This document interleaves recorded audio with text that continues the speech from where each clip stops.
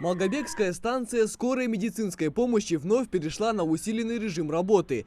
В сутки поступает более 20 звонков с подозрением на коронавирус. Бригады фельдшеров по приезде оценивают ситуацию, проверяют давление, уровень кислорода в крови и при необходимости госпитализируют больного. Таких случаев, когда человека нужно срочно доставить в больницу, на каждый день приходится от 3 до 5. Если сравнивать, сейчас, конечно, немного легче, потому что как-то мы уже научились с этой болезнью бороться и оказать первую помощь экстренно. Нам же сейчас легче. Первое время было тяжело, потому что как-то не изучена болезнь сама была по себе. А сейчас очень много информации, есть очень много примеров, и поэтому сейчас как-то мы очень с этим легко справляемся. Хотя количество больных, конечно, у нас не снизилось, наоборот, как бы так увеличивается. Число больных COVID-19 на стационарном лечении в больнице растет с каждым днем. В инфекционном отделении 65 человек, из которых 21 старше 65 лет. В постоянной дотации кислорода нуждается 11 пациентов и 6 находятся в реанимации. Цифры неутешительные, но врачи уже понимают, как бороться с инфекцией и делают все возможное, чтобы больной поскорее встал на ноги. Больных в день проводится более 90. По экстренным показаниям мы работаем круглосуточно, то есть КТ больным выполняется безотказно в круглосуточном режиме. Около 80% из КТ всего того, что мы делаем, делается КТ органов грудной клетки.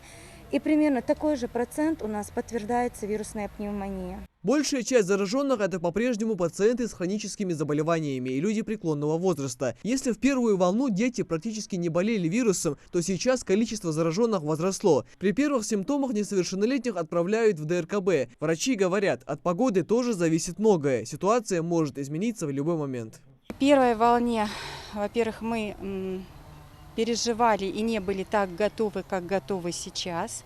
То есть медперсонал полностью обучен. Стационарная помощь и амбулаторная помощь предоставляется пациентам в полном объеме. То есть даже запись к врачу можно сделать по интернету, по телефону. Доктор посетит пациента, то есть не нужно приходить и контактировать. Несмотря на послабление ограничений, обязательный масочный режим никто не отменял. Эта мера наравне с социальной дистанцией является важной и необходимой в борьбе против распространения коронавирусной инфекции.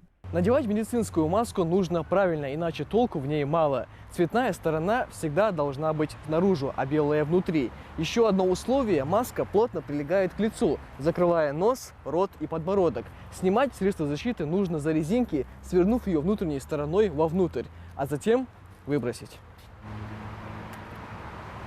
Важно понимать, маски обязательны в любых учреждениях, в общественном транспорте, магазинах, аптеках. У себя дома или выйдя на улицу носить средства защиты нет необходимости, разве что по желанию. В то же время администрация города следит, чтобы предприниматели контролировали масочный режим на своих объектах. С нашей стороны меры будут все ужесточаться, проводимые контрольно-надзорные мероприятия и административной комиссии города, и совместно всех заинтересованных структур будут применяться самые жесткие меры к нарушителям, потому что другого выхода нет.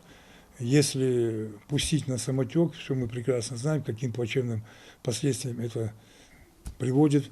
Специалисты уверены, какие бы меры ни принимались, в первую очередь уровень тяжести заболевания зависит от сознательности граждан. Если мы сами не будем заботиться о своем здоровье, врачи будут бессильны перед новой, возможно, еще более сильной волной коронавируса. Михаил Тангиев, Магомед Дидигов, Новости 24.